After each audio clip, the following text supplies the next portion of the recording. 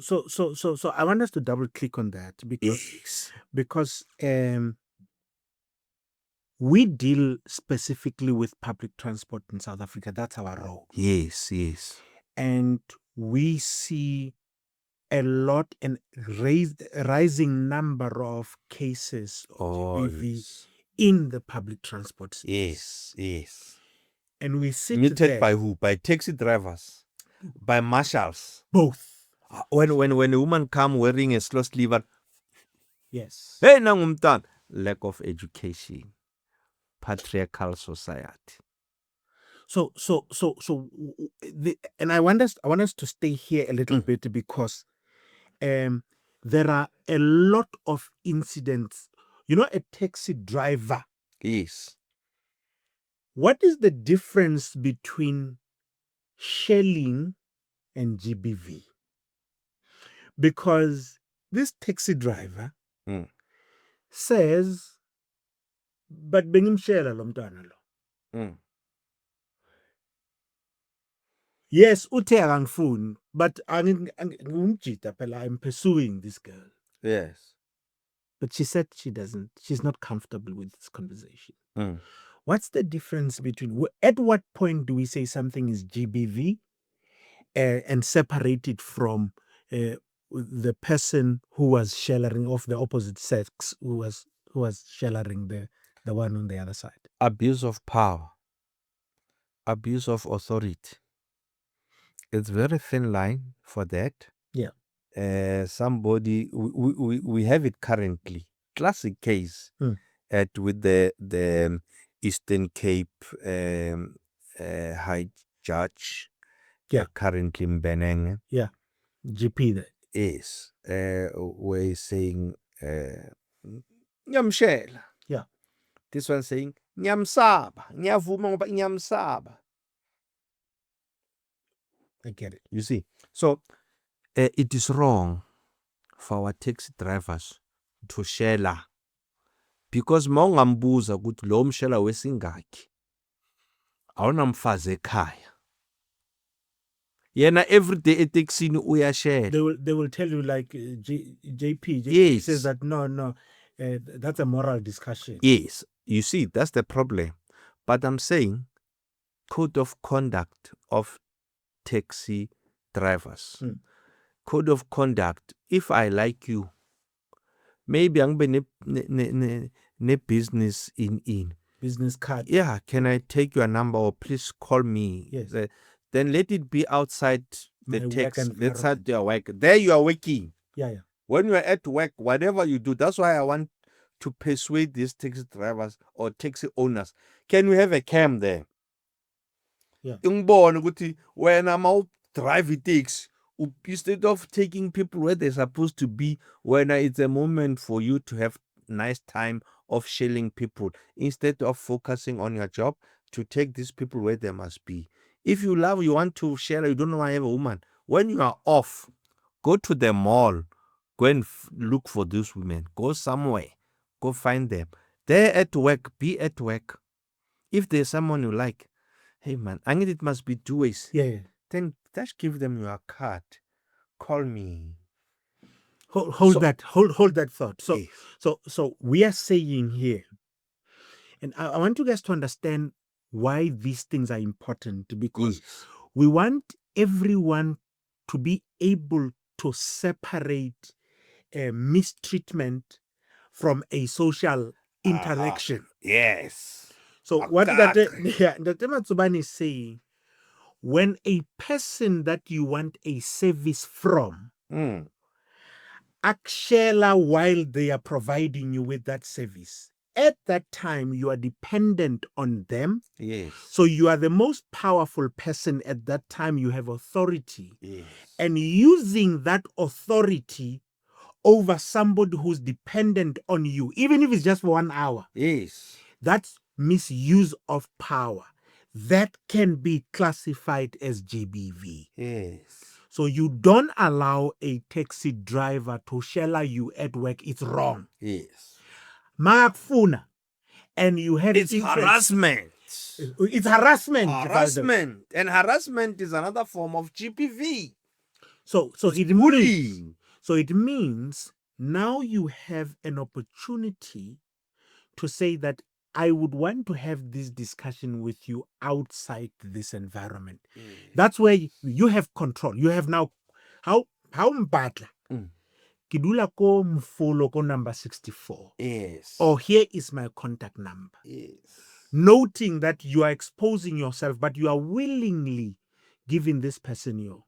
But any minute when you are giving your contact details to somebody because of fear, that's harassment, that's bullying, that's GBV. Yes. So we are clarifying this. Yes. And we are requesting the owners, The employers, the industry, the Yeah. employers to review and enact policies. I don't know. I don't have a taxi, but I don't know if our taxi drivers, they are subjected to what is called induction.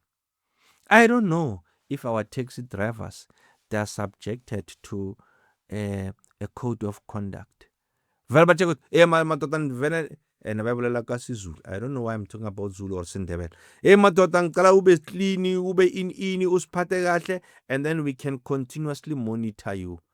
Tina sibheka ukuthi indoda na i-taxi, une driver's license, une public, yes, okay.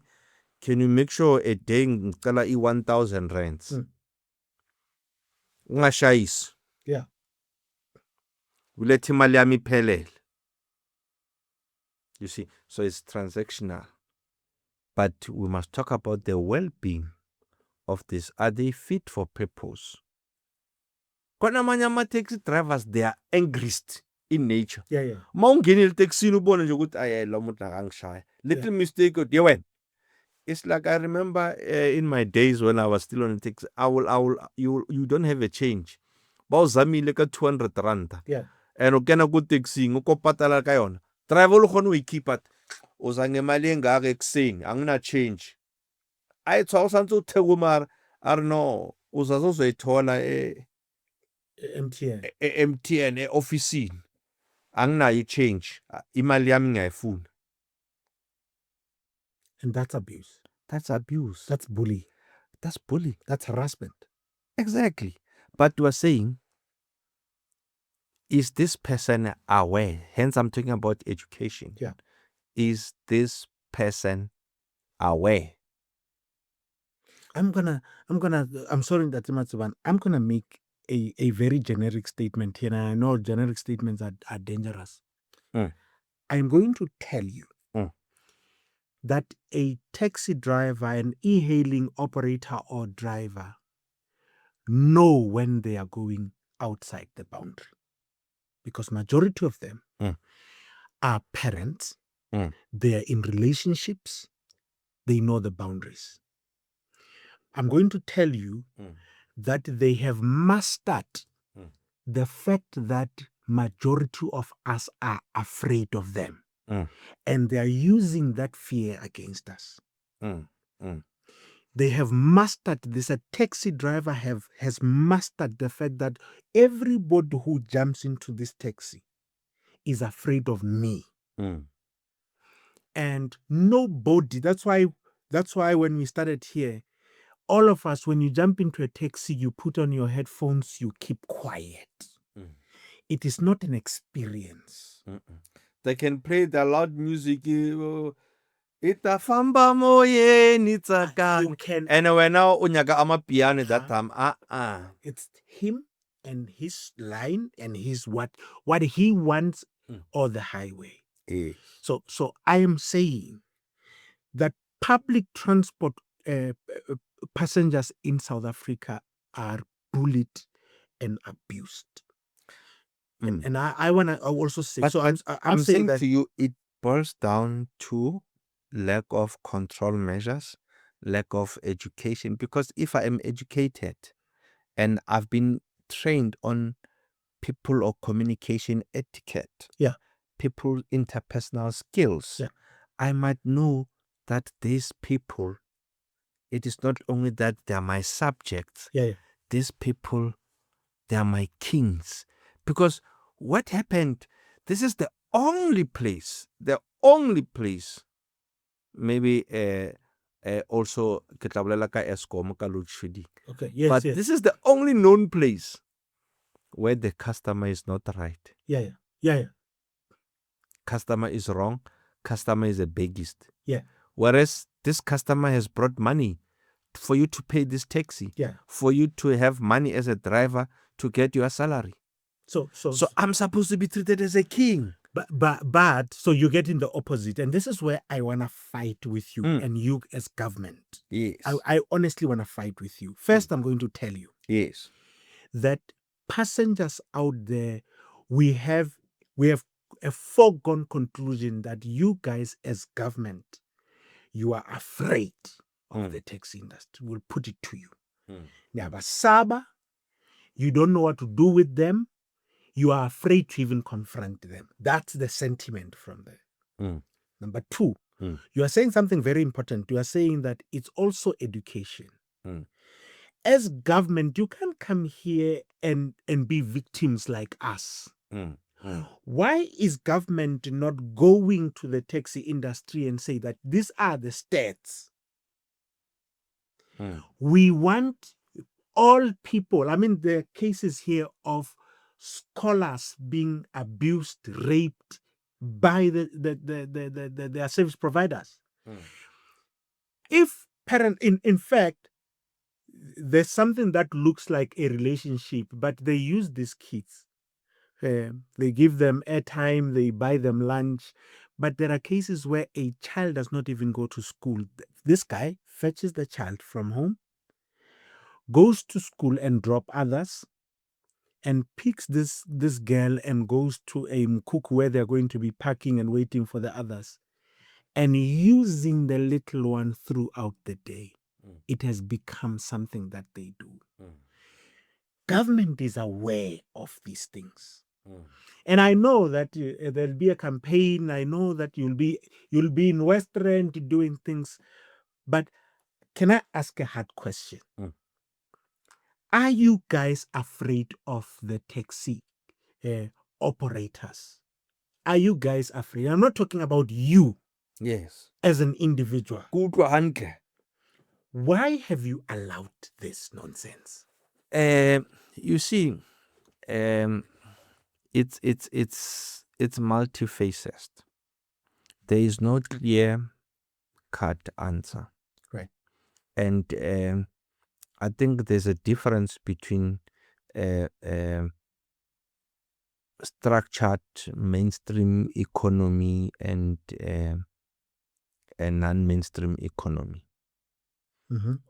So our taxi industry is not fully run in a business model where people are paying tax, what. Sometimes some of these people, they are only known by their associations. Yeah. So it is being run by the associations. We, as the government, we provide the infrastructure. Here is where you can park. This is the license for you to operate. Where the government hasn't put in measures and policies that they are drilling down to say, when you give, like in a tavern, when you give them the operating license, yes, it says to you, you can sell alcohol between this time to this time. Yes.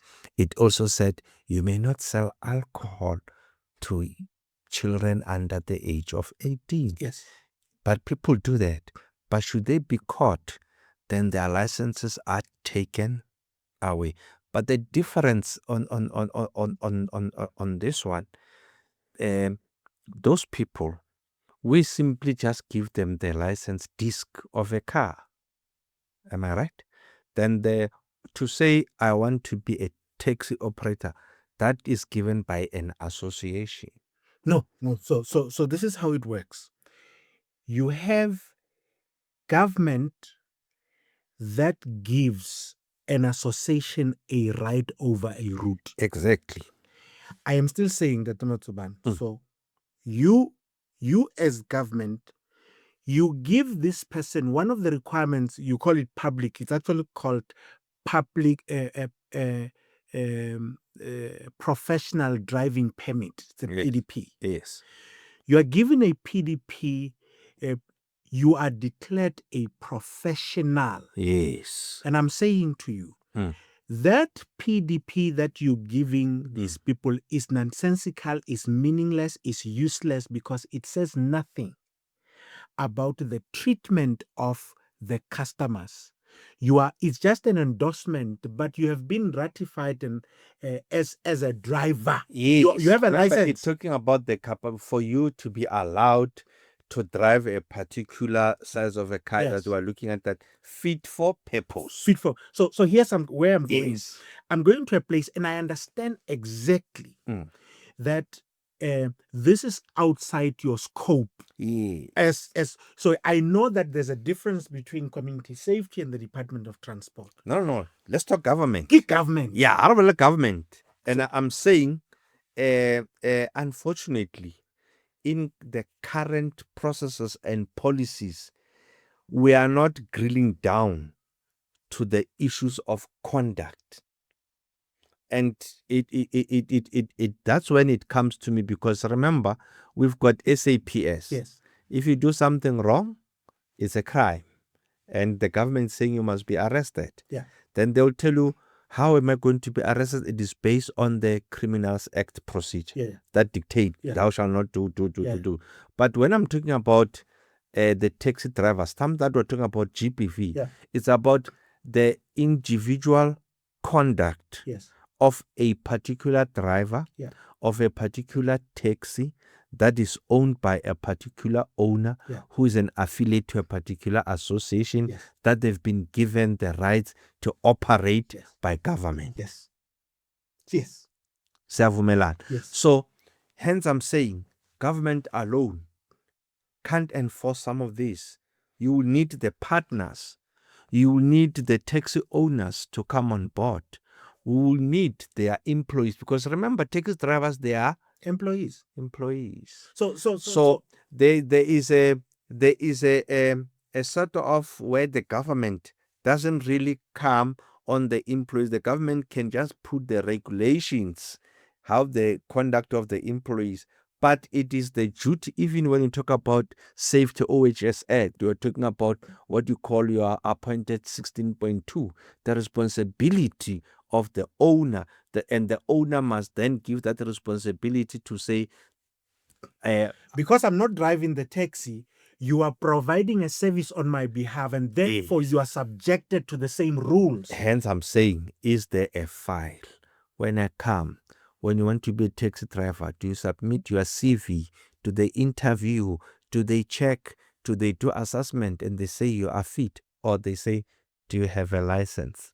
Do you have a PDP? Therefore, based on just what you say, yes, I'm going to tell you that part of your problem is created by yourself as the state. I'm going to say that, and I'm going to qualify my statement by saying that a person who is driving a taxi is permitted by a department that has the power to give and withdraw the license based on, there is nothing that stops you as government to say that on this route, if we realize or we get reports that women are being abused on this route that we gave you as government, if we find that on this route the vehicles that are being used here are unroadworthy, if we find the following, we are going to take what is ours. Nothing stops government from doing that. And the fact that government has not done that, it means that we are a reactive state. Why is government not acting proactively to prevent some of the things that are sitting on your states? You know why? I'm so happy that we're coming to this, because there are some instances where the government it will be found wanting, due to the issues of capacity, but also that the type of the constitution that we have, it allows flexibility. The government only regulate up to here. Certain things, even in our homes, in your marriage, the government doesn't play to say how you must treat your wife. Yeah. It simply say no, exercise love and protect and all that. How you do it, it becomes to an individual. Let's talk about someone who owns 10 taxis and he's got 10 drivers. Now you've got driver of taxi A, Yeah. who's mistreating women. Yeah. Okay? How will the government know? Bec- It must be reported. yes. Okay? Yes. If it's reported, what the government say, is it a crime or not? If it's a crime, the police will then be called, that person will be arrested. So it simply means that that person will no longer be there. But that person can be released on bail and go back. Hence, I'm talking about, is the owner will be able to say, if someone, one of my drivers, are being arrested for this, you are not qualified. Hence, I'm talking about vetting. Yeah. If we can introduce such measures, because you find people are coming straight from prison, the easiest job you can get is to be a taxi driver. Yeah. And they've got a baggage. Yeah. And little mistake, it triggers them, and then they react. So the government cannot, we don't have enough police to be able to macro manage, because what you are referring to is the government saying, but the government must macro manage. It's very difficult, and if we are going to be waiting for government to say one day it will, I don't see it happening. What we can talk about, it's about strengthening of the policies, but also allowing this association to put in some measures, because they are using that taxes is giving them an income. Something that is giving an income, I must protect it. So I must look after it. agreed. So then we must start by saying, before we strengthen, we must know that something and accept that something is weak. Yes. Okay. So we have a weak policy framework that Yes. can be strengthened, Yes. that is not strengthened. And in the process, in the time and duration when it is not strengthened, it means that there are people who are falling victim of this weak policy. Yes. Right? We agree. I also say, I want to say I partially agree, because remember, sometimes the policy can be 100% perfect. Yeah. But it's about the implementation of that policy. But you are a government official, you must say enforcement. Yes. The enforcement of that policy at some point will find to be wanting, Yeah. because of capacity constraints. Right. Okay. Hence, certain things will belong. It's like when you go to the shops, Yeah. and we've given you a license to trade, but you are selling rotten food. You are killing our people. People have been dying eating rotten products. It's very difficult for government to come in. In some instances, we end up being reactive, because capacity constraint. Some of these things is not easy. The same way I'm saying to you, GBV is happening between the sheets. Yeah. It's between inside the taxi, where you don't have police inside there. So then we need to take this discussion to a different level. Yes. We are hearing, my fellow South Africans, viewers and followers, we are hearing that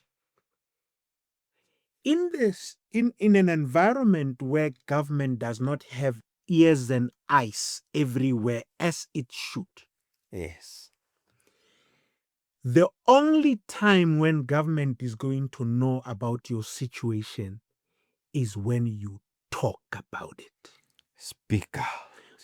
So we Break the silence. we have now established that it is not that government does not want to do something about it. It is because in most instances they don't even know that it exists. You know why? Because you are quiet about it. And maybe you are quiet about it because you don't believe that anybody is listening. maybe it's because you've lost confidence. But the discussion that we're having today is to say to you, the alternative is worse. We have seen the alternative, silence, is worse. Yes. So I would rather deal with a situation where Silence is no longer golden. it's not golden. Silence is not golden. So I'm using this opportunity to say to you, it is irresponsible of you to be quiet about something that could potentially be classified as crime. Because if we are quiet about it, it could get worse, because in another case, that person could, the perpetrator could actually kill, as they do.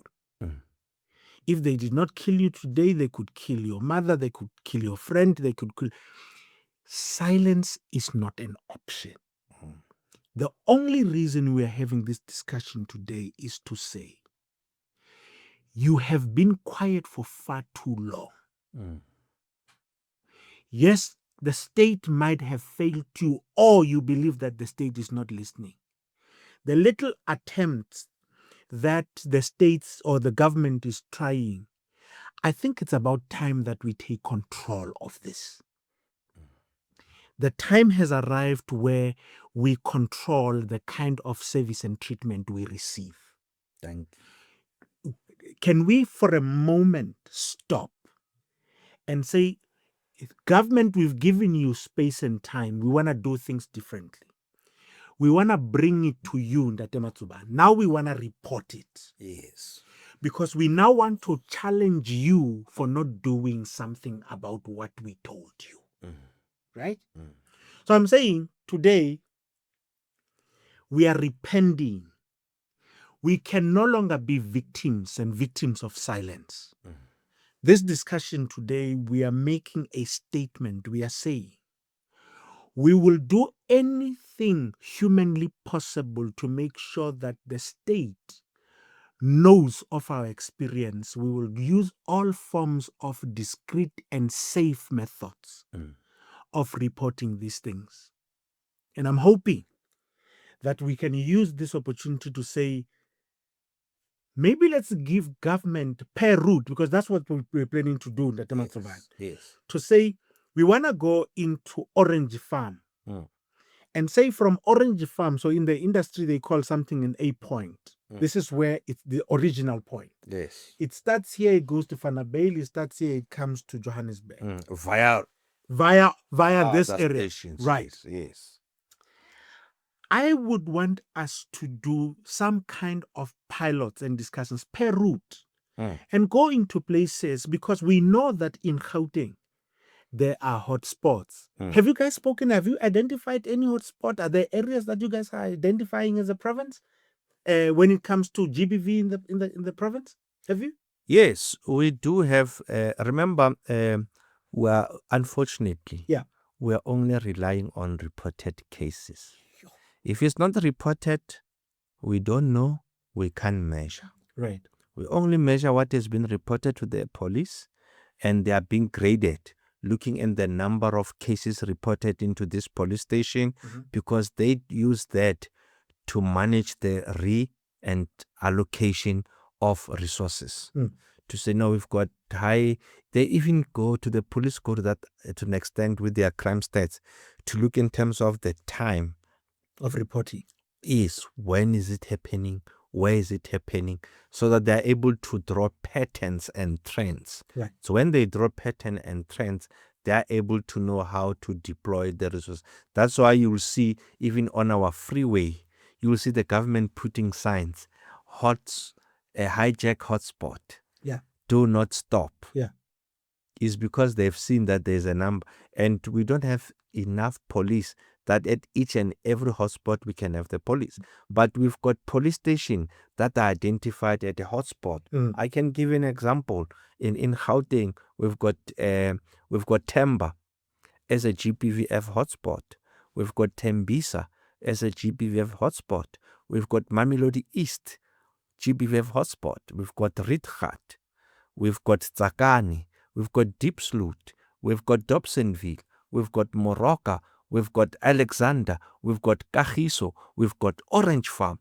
These are our top GBVF hotspots. So when the government does programs, we want to see more programs happening in this area. This we want, hotspot. yes, and we tell police, deploy this. So it's multifaceted. Educate, deploy resources, and make sure you are making a arrest. But arrest don't solve our socio-economic issues, which are the contributing factor to GBV. Arrest is just a punitive measure that you have done something wrong. But some of these people, they get released after they've served their term and they repeat. Just look at the police, how many people are repeat offenders. That tells you. I'm not talking about our correctional service method, but I'm just talking you the contributing factors. So it is important for us to know that we do have our GBF hotspot. We do awareness programs, and we strengthen. Remember, now we've changed even the laws. The government is doing something. We've changed the laws, although in terms of the practice, it's not really kicking in. To say Enforcement. Yeah. We're saying you must not GBVF, the perpetrators, they must not be easily be given a bail. And we want harshest sentences. Yes, they are getting harsh sentences now, and some they get given a bail because it's not a clear-cut GBV. Remember, in South Africa they say innocent until proven guilty. Yes, but in most instances, the people who report the case, they're the one who end up withdrawing the case. So it's not a clear out. In some instances, the person who's reported a case, before providing the evidence, that person disappears. Either scared of the partner, scared of the families, or sometimes hence we talk about religious. You'll find that the pastors come and they have family meetings, they have church meetings where they resolve the matter. The family come, but no, pay 1,000, take this person to the hospital, give us a goat, give us 2 sheep, and no, go and clear, because you cannot afford this person is your provider, is a breadwinner. You cannot afford to have your boyfriend in jail. No, he has apologized, Mus. Can't we now, what do you want? You see, and it was not his fault. You're the one who started this thing. You see, so they create doubts in the face and the mind of the perpetrators, and they end up pulling back. So GBV, one of the things that were not successful, the reporting is just the tip of the iceberg. Many cases go unreported, but many people as victims are subjected to silence simply because of their socio-economic standing. Okay, so I think this is where, as transit ringers, we pride ourselves. Datama Matsubane, what we're going to do, we are going to flood your office with information of perpetrators and where these things are happening. Yes. What we are going to do through our app that we are deploying, we are going to allow every person in South Africa, in our province, let's start in our province, to tell you about anything that looks like GBV. And we're going to report these things to you as the department with hope that you will do something about them. Yes. Because we do not believe, my viewers there and followers, we do not believe that the 11 hotspots are the only. And remember, Ntatama Tsubane said, unfortunately, they only depend on reported cases. And we are saying today that we are flipping this thing upside down. We are going to report through measures that we have been talking about, and we're gonna emphasize that. We would need a situation where we would at least be able to report them safely with you. We would need a situation where Because there's POPIA now, we would require that we enter into some kind of an SLA with you guys, that we can give you this. There's this thing out every time when we are supposed to be doing work with government as if we are looking for money. No, there's something more important. Collaboration. And service to the people is what is important. But remember, we've got, for example, we've got something like 10,111, and we are measuring because at the 10,111, when it's reported, it's an incident. Right. Yes. It's not necessarily a case. Yes. It's an incident. Yes. Sometimes, in most cases, when the police arrived, the people who cause, well, no, there's nothing, no matter resolved. The police, you find the woman and a mother, they're fighting. Yeah. And the police get called 10,111. Then we route the nearest police van, go there. When they arrive, maybe it's 30 minutes, the war has already stopped. Police are coming. Hey, you jail, arrest. Then they stop. I'm sorry. When they come, the police, that no, it was a misunderstanding. Then the police go back. Waste of government resources. So this is what we're going to do now, and I would want us to make this commitment, and I'm deliberately saying that this collaboration is necessary. It does not need to be a financial collaboration. No. It is, we're going to create a channel through which we can report incidences because they're going to give us trends. Yes. And then we can proactively then deploy our resources based on these reported incidents. Prevention. It's prevention. Thank right? you. Yes. So that because I don't want every time when we speak to government, it's like we are only accusing, but we don't come up with solutions. And we are placing ourselves in this position today. We are saying we are making a public commitment that in Gauteng, every single person with a smartphone will be able to report everything that they see, and we will help you analyze that data. We will give it to you in categories. We will give it to you in categories. Outside of GBV, anything. Outside of GBV. That will help us because we are already trying to do that as government in Gauteng. We're trying to use collaboration with VumaCam. We're trying even to ask even the municipalities. We're accessing their cameras. They're giving us their PI number so we're able to have our command center. Because our country, our province is being vandalized. It's been dilapidated. Yes. And as simple as, I was born in Katlehong, but I grew up in Limpopo. The difference from me in Limpopo and coming to Katlehong, the difference was the robots and third road. And that water is in the house. I don't have to go fetch water from the river. That was the difference. And when I make fire, there will be wood here, I press. It's electricity. Yeah. But now, there's no longer a difference because we're having tar road in Limpopo, here tar road, but the robots, Gauteng no longer has robots. Robots are being taken to the scrapyard. And the community sees these people because these robots, they're in the communities and they impact on you, the traffic. See, if you want to drive in Ivory Park, in Tembisa, you even find oncoming traffic, wrong lanes. I think so. So we are confined to public transport. We are analyzing because we believe that GBV, for instance, it's not only perpetrated by the drivers. Sometimes the fellow passenger sitting next to you, this brother here, is forcing himself onto this lady.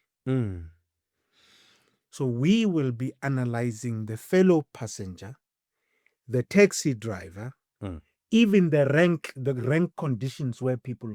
That's the data we're going to give you. To the marshals, can a marshal, if you are getting into a taxi, can a marshal say, you are too drunk to be in our taxi? Stay there. no drinking in our taxi. Yeah. Stay there. Why can't they? Because they should. Do you tell me? Yeah. But that is not something that we must call the government. Because the marshal is there. The marshal is there.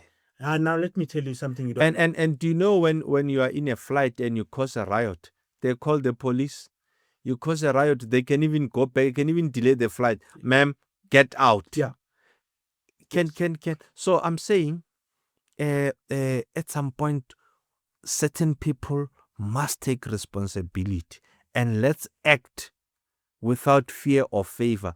Perhaps when we all acting, taking responsibility, then we can collectively work together to create a better environment, a better transport system, a better province for everyone to live in and live a better life. So I think as we conclude, these are my parting shots, that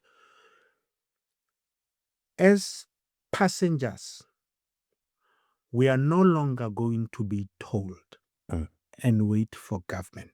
Yes. We are taking the responsibility to identifying mistreatment, bullying, harassment. Yes. We're going to take that responsibility. Yes. And all of us who are using any form and any mode of public transport, we are taking that responsibility. Customer is king. We are not going to fire you. In fact, we are not going to be to allow these guys to tell us that we are going to claim, but power is not given; it's taken. Yes. So we're gonna take the power from the drivers. We're gonna take it away from the marshals, and we're going to dictate. We're going to show this country that as customers, we can identify wrong people and remove them from the system. In Katlehong, when Zonke Sizwe was just developing, yes, there will be taxis from Ramkunupi to Zonke. Yeah. Those taxis, they were old, dilapidated. The door will fall, and when you are on a queue, and that taxi, you say, I can't be in this taxi. Then they said, Hamba. Yeah. Yes. You see? Because they've taken our right away to choose. It is a constitutional mistake, and it has been perpetuated for the longest time. Customers, take a stand, value your money. It is not a favor for the taxi to transport, but you're doing them as favor by paying. Because you're procuring a service. Yes. So it's a legal agreement that you're entering into. So we are making a decision. We called you here today because we wanted to tell you that it is no more going to be about the people that are giving us a service. They have taken advantage of us for far too long. We take a stand. We take a stand. The government will be behind you.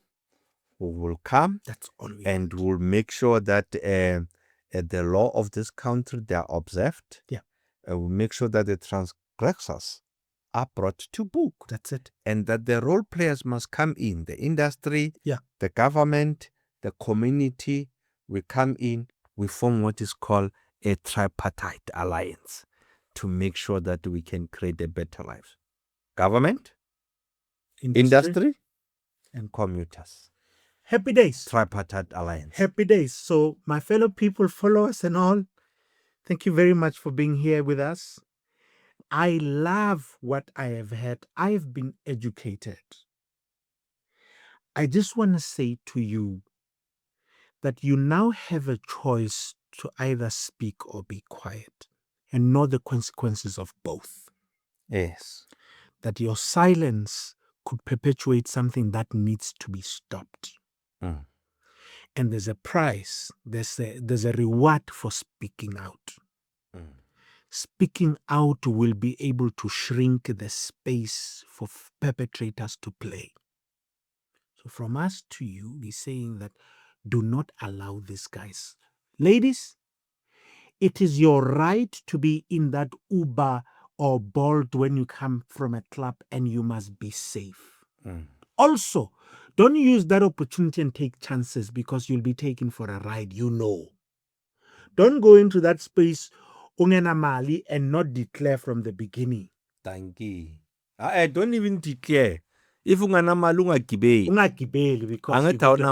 because you're going to be taken for a ride. Yes. So but I think should there be should they suspect that the road they're taking, the driver is zigzagging, is no longer going to the route that they're supposed to, That is if they're not sleeping. they must go to their app, Gauteng, e-panic, press that button.